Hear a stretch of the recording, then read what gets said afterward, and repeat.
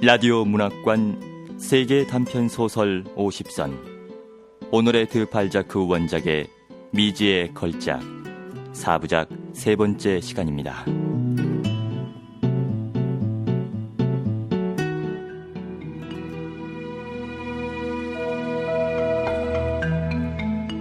지난 이야기 푸생의 그림을 본 프레노페르는 그의 실력을 칭찬하고 평면적인 그림에 생명을 불어넣는 방법을 직접 보여준다. 그는 푸생과 포르비스를 자신의 집에 초대한다. 포르비스는 프레노페르가 오랫동안 작업해온 그림을 보여달라고 하지만 프레노페르는 거절한다.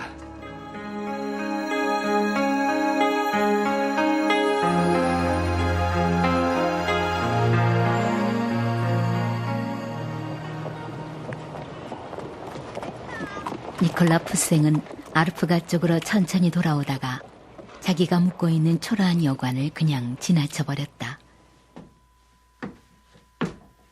그는 옛 파리의 집들에서 볼 수 있는 소박하고 보잘것없는 벽돌 지붕 아래 위치해 있는 어떤 방으로 올라갔다.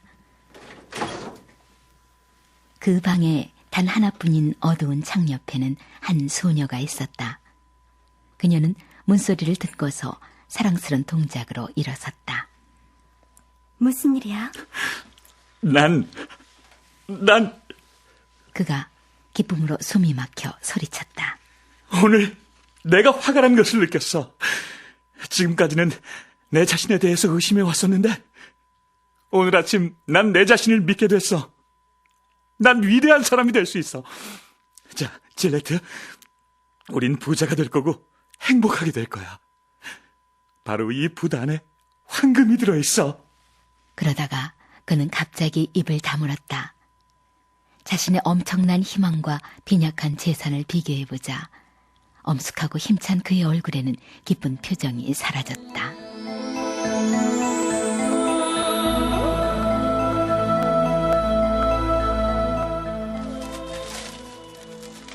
벽은 연필 소묘로 가득 찬 하찮은 종이들로 덮여 있었다. 당시엔 물감이 비쌌기 때문에 이 가난한 신사의 팔레트는 거의 비어 있었다. 그런 빈곤의 와중에서도 그는 믿을 수 없을 만큼 풍요로운 마음과 지칠 줄 모르는 넘치는 재능을 지니고 있었고 또한 그걸 느끼고 있었다. 그는 어떤 친구에 이끌려 아니면 아마도 자신의 재주에 이끌려 파리에 와 애인을 만났다. 푸생, 무슨 일이에요? 그녀는 고상하고 관대한 영혼의 소유자로 한 위대한 인간 곁으로 다가와 괴로워하다가 그의 가난을 받아들였고 그의 변덕을 이해하고자 애썼다. 당신은 위대한 화가가 될 수 있을 거예요. 다른 사람들은 대담하게 호사를 누리며 그들의 무감각을 뽐내는 동안 그녀는 빈곤과 사랑을 힘차게 껴안았다. 질레트의 입술 위에 떠도는 미소는 그 다락방을 금빛으로 물들이며 하늘의 광채와 겨루고 있었다. 푸생. 태양은 언제나 빛나고 있는 것이 아닌 반면에 그녀는 언제나 거기에 있으면서 그와의 사랑에 열중하며 그의 고통과 행복을 함께하였고 예술 작업에 사로잡히기 전에는 꼭 사랑에 푹 빠져드는 이 천재를 위로하곤 하였다.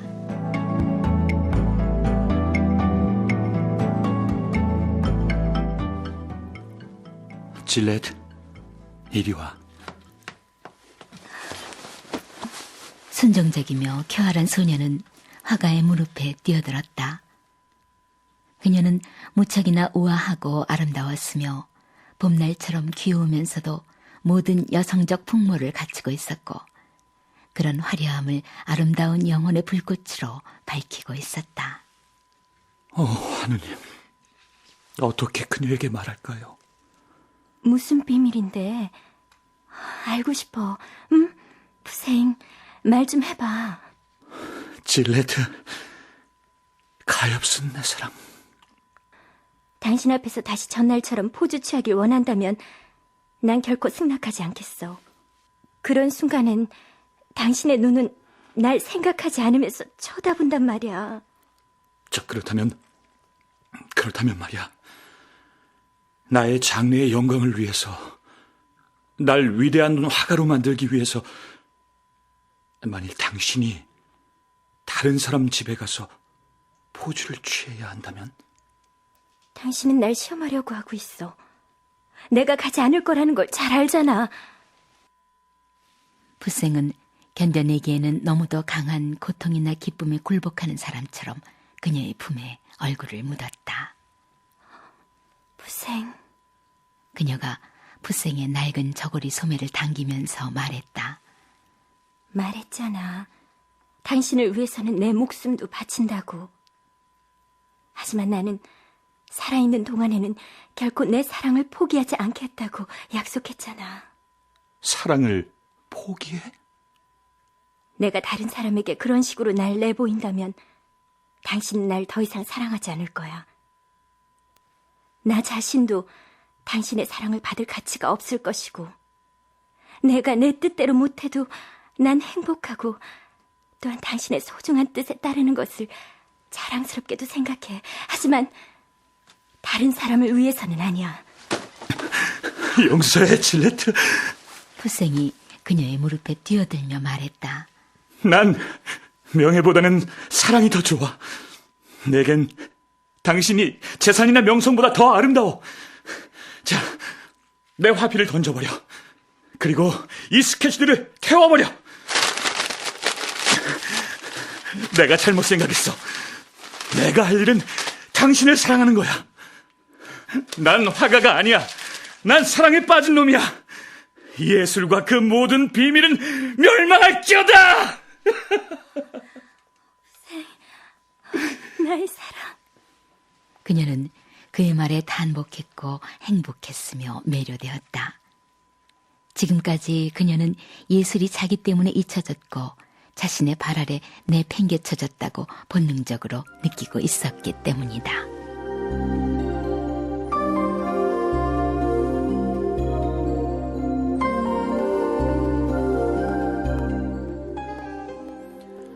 하지만 그 사람은 한낱 노인일 뿐이야.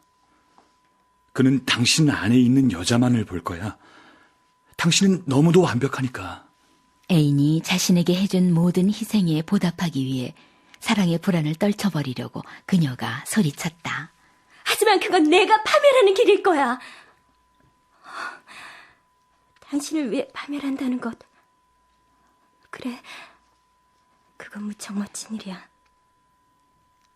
하지만 당신은 날 잊을 거야. 당신이 그렇게 고약한 생각을 했다니. 내가 그런 생각을 하긴 했지만 난 당신을 사랑해. 푸생은 후회스런 어조로 말했다. 그러니까 내가 비열하다는 말인가? 좋아. 그렇다면 가겠어. 하지만 당신은 거기에 오지 마. 당신은 문 앞에 있어. 단검을 지니고. 내가 소리치거든 들어와서 화가를 죽여버려. 푸생은 자기의 예술밖에는 아무것도 보지 않으면서 질레트를 품에 꼭 껴안았다. 그는 나를 사랑하지 않고 있어. 질레트는 자신의 결심을 후회하고 있었다. 그녀는 이내 후회보다 더 잔인한 공포에 사로잡혔다. 그녀는 자신이 벌써 그를 덜 사랑하고 있다고 느끼고 있었다.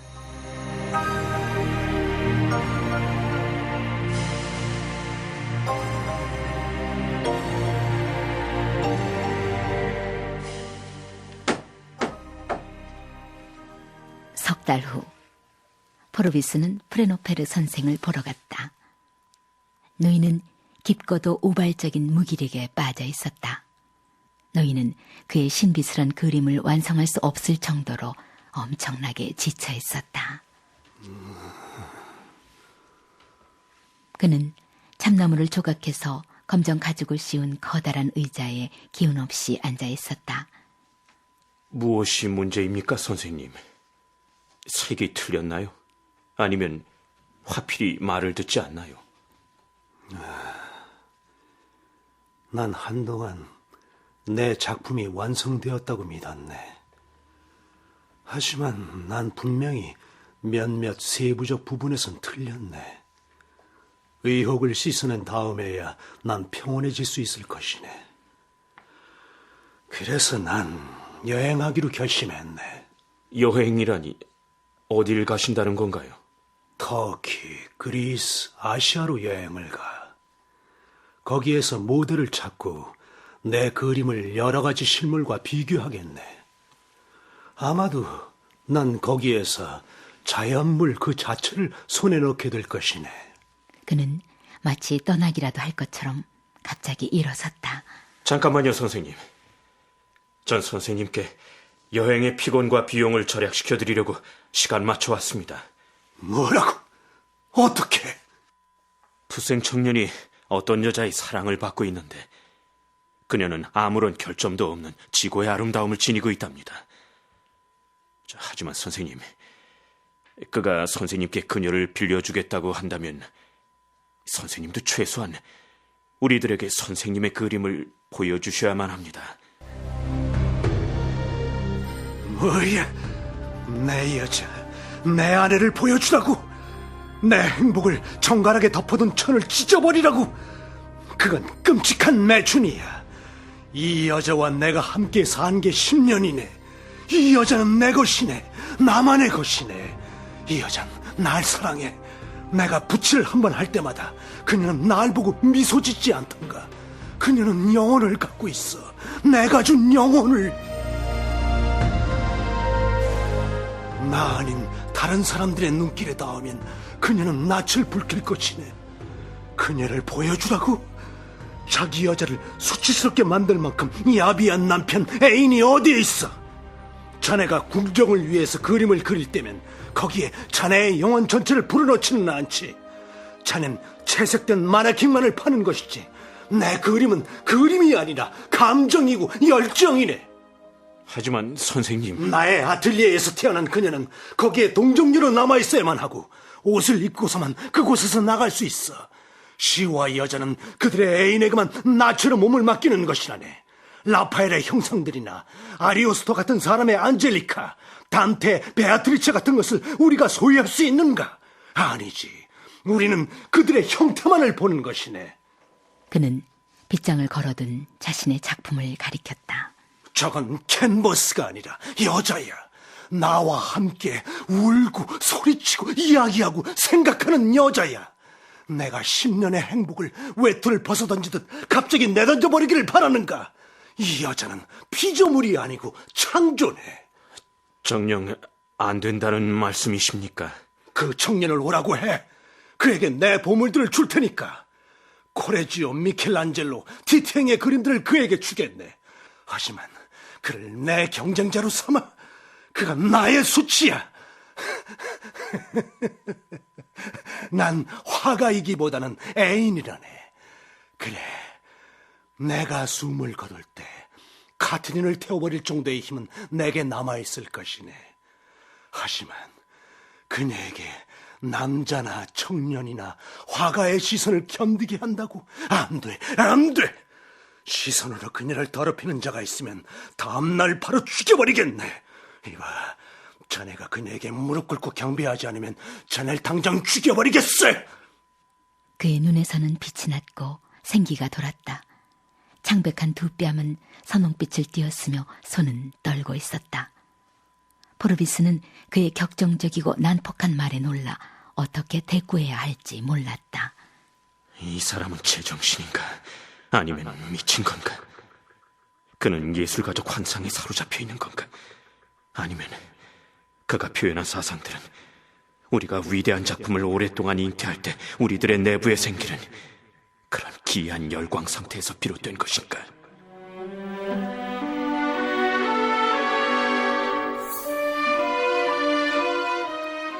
하지만 여자 대 여자 아닙니까?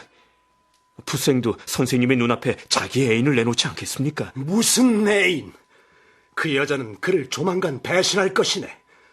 내 여자는 언제나 나에게 충실할 것이고. 그러시다면 그 이야기는 이제 그만두시죠. 하지만 선생님은 제가 말하는 여자만큼 아름답고 완전한 여자를 찾기 전엔 아마도 그림을 끝내지 못하고 돌아가실 겁니다. 천만에! 내 그림은 거의 완성되었어.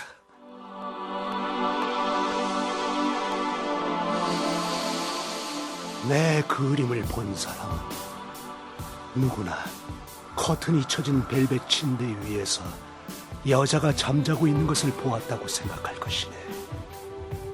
그녀의 곁에서는 황금으로 된 삼각 꽃병이 향기를 내뿜고 있네.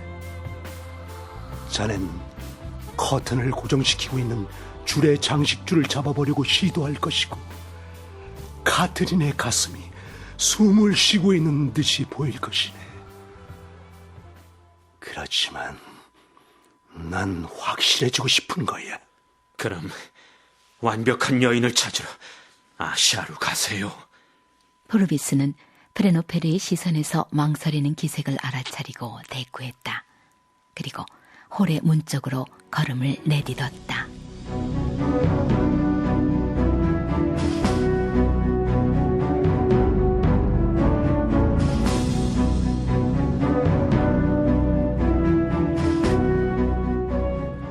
라디오 문학관 세계 단편 소설 50선 오늘의 드 발자크 원작의 미지의 걸작 3부를 들으셨습니다.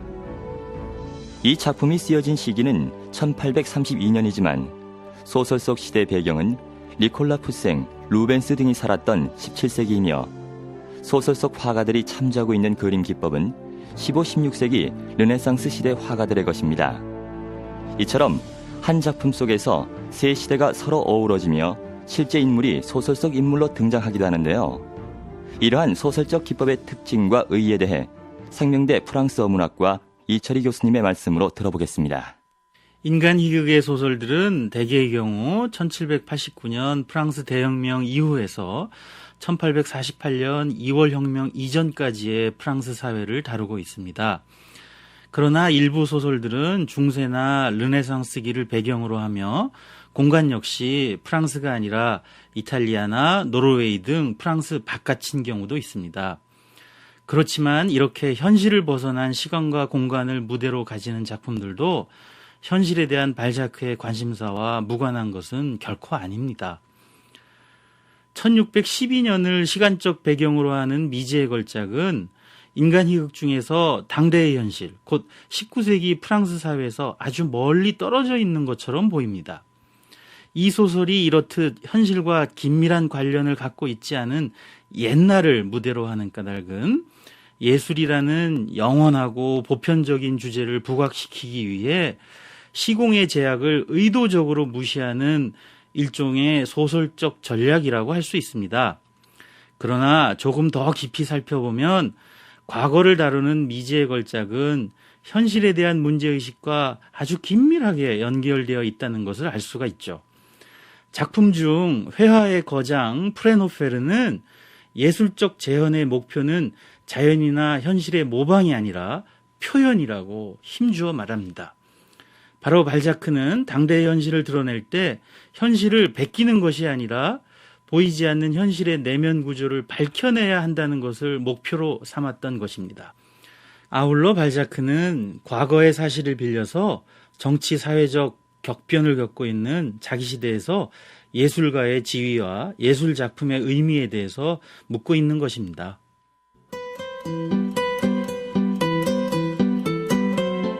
권윤의 연출, 김재인 극본, 오늘의 드 발자크 원작의 미지의 걸작 3부를 마칩니다.